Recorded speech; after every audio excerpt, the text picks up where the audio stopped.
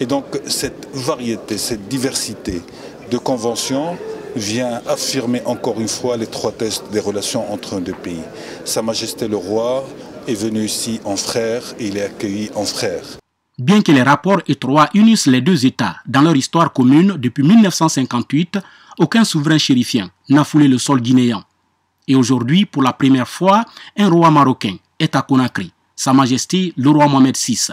Toutes choses qui augurent de belles perspectives dans le renforcement de l'axe de coopération Conakry-Rabat. La coopération entre le Royaume du Maroc et la Guinée est très bien partie. Vous avez vu la nature des accords qui ont été signés aujourd'hui et qui touchent à presque tous les domaines. Ce n'est qu'un départ, puisque la grande commission mixte va se réunir après et nous allons compléter la panoplie d'accords.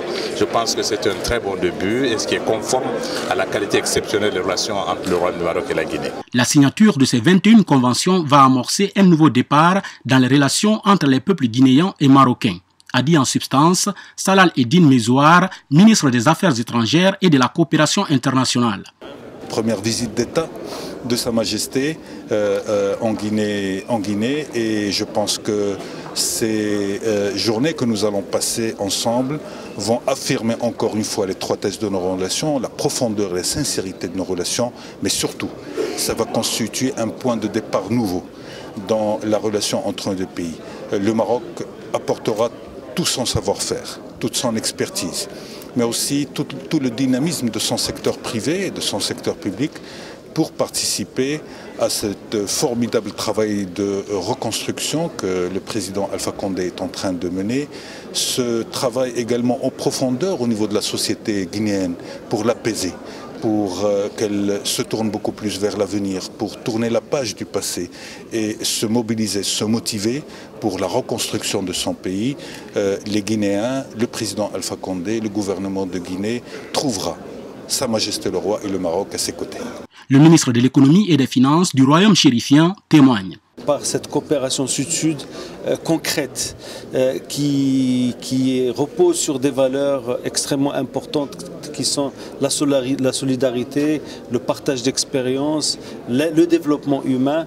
Et je pense à travers justement ces conventions variées dans beaucoup de secteurs, à la fois économiques, mais également des secteurs sociaux, les pêches maritimes, la formation professionnelle, l'artisanat, le tourisme, les mines. Tout ceci apporte encore une fois une concrétisation, une démonstration concrète du discours de Sa Majesté de la semaine dernière à Abidjan, de sa vision novatrice et sa vision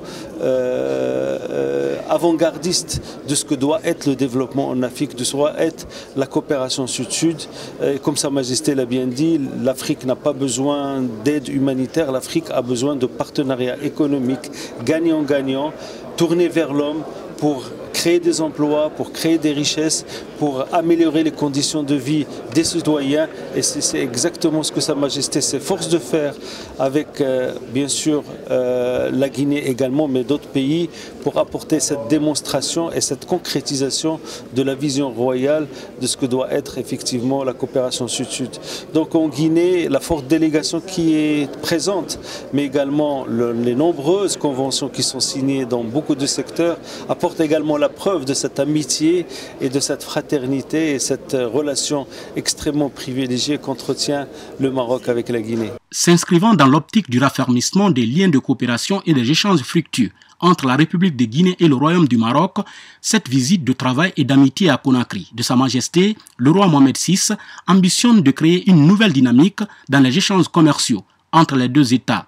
Quelques jours après, c'est le président de la République du Mali qui arrive à Conakry pour une visite de travail et d'amitié de 72 heures. Ces 3 jours de concertation entre les délégations guinéennes et maliennes ont permis d'aboutir à la mise en place d'un cadre commun de raffermissement des liens d'amitié et de collaboration existants depuis des lustres entre les deux États. Dans cette optique, les présidents Prosper Alpha Condé et Ibrahim Boubacar Keïta ont décidé de mener des actions communes avec à la clé la redynamisation de la coopération, notamment dans les domaines de l'énergie, de l'hydraulique, des transports, de l'agriculture, de l'élevage et de la culture. À cet égard, les délégations des deux États ont eu des consultations autour de l'examen des questions d'intérêt commun dans le domaine de l'énergie et de l'hydraulique, les deux parties ont signé un protocole d'accord pour la création d'un comité interministériel de concertation pour la mise en œuvre du projet de barrage à but multiple de Fomi. Elles ont invité, par ailleurs, les deux gouvernements à accélérer le processus de ratification de la Convention cadre de coopération entre les 8 États tributaires des eaux du massif du Fouta-Djallon. Elles ont également encouragé une coopération pour l'électrification rurale dans les zones frontalières. Les deux parties ont par ailleurs rappelé la nécessité d'encourager le développement rapide des barrages de Koukoukamba, Gouréa et Bassa en mode de financement PPP, tel qu'envisagé par le Haut Commissariat, l'Organisation de mise en valeur du fleuve Sénégal, OMVS. Dans le domaine des transports, les deux parties ont réaffirmé leur volonté de poursuivre les actions initiées en vue de favoriser l'intégration de leurs économies, de faciliter la libre circulation des personnes et des biens et d'assurer la fluidité du trafic sur les corridors routiers. À cet effet, les deux parties ont signé un protocole d'accord relatif au projet d'interconnexion ferroviaire Conakry-Kankan-Bamako. Les deux délégations ont reconnu la nécessité de relancer le transport fluvial entre les deux pays, y compris par le dragage du lit du fleuve Niger. Elles ont, en outre, encouragé la création d'une compagnie sous-régionale de transport aérien en vue de résorber le déficit dans ce secteur. Dans le domaine des travaux publics, les deux parties ont souligné la nécessité de réhabiliter le réseau routier Conakry-Bamako et de relancer la construction des transversales d'Inguiraï-Mali. La stabilité du Mali pour un Mali uni et prospère. C'est le premier objectif du chef de l'État, Professeur Alpha Condé, dans le souci de renforcer davantage l'axe de coopération Conakry-Bamako. L'objectif principal pour le moment, c'est que le Mali, l'État malien et l'armée malienne aient le contrôle total de son territoire et qu'on puisse expulser tous les terroristes qui sont là-bas. Mais nous allons veiller aussi à empêcher la circulation des armes légères entre nos deux États. Concernant la mise en application effective de ces accords de coopération qui viennent d'être signés entre la Guinée et le Mali, le président de la République rassure. C'est très important pour nous. Fomi peut permettre à la Guinée de faire une irrigation de 4000 hectares, mais au Mali, c'est l'irrigation de 100 000 hectares. Ensuite, ça peut permettre la navigabilité du Niger et aussi la création d'un très grand lac. Et quant au chemin de fer, vous savez que le Conakry est le port le plus proche pour le Mali. Donc il ne s'agit pas seulement de signer des protocoles, mais il s'agit de prendre des dispositions concrètes. Donc mon frère et moi, nous allons prendre notre bâton de pèlerin pour trouver rapidement. En ce qui concerne le barrage de Foumi, il y a déjà 3 millions de dollars qui ont été mis à la disposition par la Banque mondiale pour les études. Donc il s'agit pour nous maintenant de trouver des financements pour la construction de ce barrage et aussi de chercher les partenaires pour le financement du chemin de fer. Il ne s'agit pas seulement de signer, mais de prendre des dispositions très concrètes entre les deux États pour obtenir ces financements rapidement. Dans le cadre de l'OMVS aussi, nous allons œuvrer pour qu'avec nos deux États autres frères, c'est-à-dire le Sénégal et la Mauritanie, qu'on accélère la construction des barrages, de 3 barrages dont on a parlé, qui sont quand même extrêmement importants. Parce que vous savez que l'hydraulique, c'est ce qui coûte le moins cher. Si nous voulons que nos populations aient accès au courant à un prix abordable, il faut qu'on favorise l'hydraulique. Donc les ministres sont appelés à se rencontrer régulièrement et nous-mêmes nous suivrons de très près la réalisation de ces projets. Dans son intervention, le président IBK, Ibrahim Boubacar Keïta, a salué les efforts du professeur Alpha Condé, ainsi que ceux du peuple de Guinée pour le retour de la paix et de la stabilité au Mali. Le sort du Mali ne peut jamais laisser la Guinée indifférente, surtout une Guinée pilotée par le professeur Alpha Condé. Vous imaginez bien que toute agression contre le Mali est ressentie ici, non seulement par lui-même, mais par l'ensemble de ce peuple-là, le peuple de Guinée, comme une agression contre lui et contre la Guinée. Cela explique largement la permanence de la cohésion et de l'unité dont le président Alpha Condé, tout au long de la crise malienne, a fait montre. L'unité d'un homme, c'est important. Et disant cela, je pense toujours à ce merveilleux livre de Jacques Delors, l'unité d'un homme. Un homme doit être cohérent. Un homme doit être sans changer le même. Et nous qui avons tâté, mon grand frère l'a dit hier, du matérialisme historique et dialectique, disons que l'eau du fleuve n'est jamais la même à une seconde de passage, c'est évident ça. Ça c'est le béaba. Donc mon frère Alpha est cohérent dans cela. Son soutien au Mali a toujours été le fait essentiel de sa politique sous-régionale. Et cela depuis longtemps, très longtemps. Il a compris que l'anthropologie, la géographie, l'histoire ont lié ces peuples. Et que nous serions bienvenus et intantinés intelligents de comprendre cela et de faire tout notre possible pour renforcer ces relations dans tous les domaines. Donc qu'une présidente guinéenne en terre malienne aujourd'hui, pour nous aider à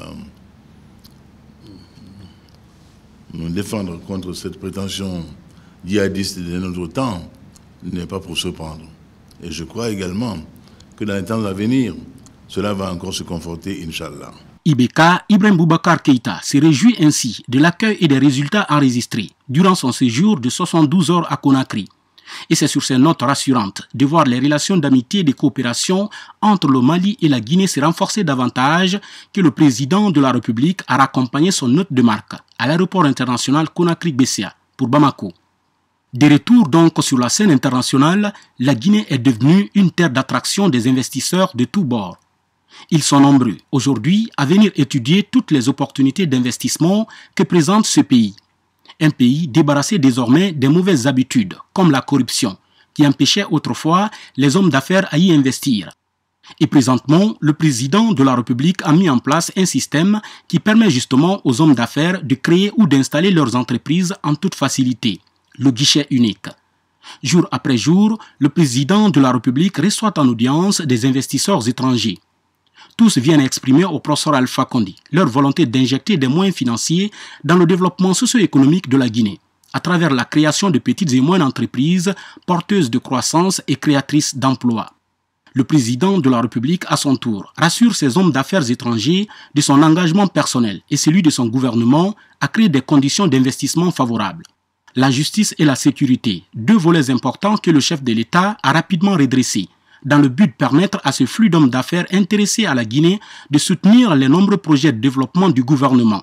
Aujourd'hui, cela est devenu une véritable réalité, avec une présence massive d'investisseurs venus des 4 coins du monde, qui croient sans détour en la politique de développement mise en place par le président de la République, en vue de répondre favorablement aux nombreuses aspirations des 12 millions de Guinéens. Et c'est la cause fondamentale même de ces multiples audiences du président de la République avec ses hommes d'affaires et partenaires bi- et multilatéraux de la Guinée. Parmi ces personnalités, plusieurs ont déjà créé des entreprises ici en Guinée et d'autres ont soutenu et continuent de soutenir le gouvernement dans la réalisation de projets tels que la construction des hôtels de standing modernes, la construction d'une usine d'alumine, la mécanisation de l'agriculture, l'électricité avec bientôt la réalisation du barrage hydroélectrique de Kaleta, qui permettra sans nul doute de donner du courant électrique à une bonne partie du pays. La construction des infrastructures ferroviaires, routières, portuaires et aéroportuaires. L'autre grand défi que le chef de l'État a aussi relevé avec l'appui de ses investisseurs et partenaires bi- et multilatéraux du pays, c'est la relance des usines d'huilerie de Dabola, des jus de fruits de Cancan et les activités de la forêt forte avec la reprise des milliers de personnes qui étaient dans les rues en quête d'emploi. On ne peut non plus ignorer la construction des logements sociaux, comme la cité Plage à Diamant dans la commune de Ratoma, une cité au sein de laquelle est prévue la réalisation de plusieurs infrastructures. Des ouvrages parmi lesquels on peut citer le centre commercial, l'école des postes et télécommunications, des logements sociaux. Il est prévu dans ce programme avec le génie créateur chinois China Drill Group la construction d'une autre cité, à Lambani Plage. Une cité qui fait 7 millions de mètres carrés, soit le double de la superficie de la commune de Kaloum. À côté de cela, on ajoute aussi la construction d'un bon nombre d'usines de ciment. Dans ce développement socio-économique amorcé, il y a également la fête de l'indépendance de notre pays. Fête devenue désormais tournante dans le but de faire bénéficier toutes les grandes villes du pays le vent du changement, à travers justement la construction de plusieurs infrastructures, à l'image de celle de Boké, d'Nzerekore. Et bientôt, la 56e fête anniversaire de l'accession de la Guinée à la souveraineté nationale dans la région de Mamou. Parmi ces multiples audiences centrées sur le développement socio-économique du pays, le développement politique était également évoqué. L'organisation des élections législatives crédibles, libres et transparentes a été une réelle préoccupation du président de la République. Professeur Alpha Condé a reçu en audience plusieurs délégations de la CEDEAO, de l'Union européenne et des organismes internationaux pour discuter de l'organisation rapide des élections dont la planification avait presque duré plus de 2 ans. Le président Alpha Condé a rassuré toutes ces personnalités de sa volonté d'organiser en Guinée des élections législatives exemplaires en Afrique. Et aujourd'hui, cela s'est concrétisé. Les élections législatives ont été organisées sans aucun incident, avec une participation massive des citoyens. Les résultats issus de ces consultations ont été aussi appréciés par la communauté internationale. Résultats qui n'ont donné aucune majorité absolue à un parti. En tout cas, même si ces élections ne sont pas les premières en matière de transparence en Afrique, elles sont l'une des premières. La Guinée, qui était donc en phase de démocratisation, a enfin trouvé le chemin de la démocratie à travers son président, professeur Alpha Condé.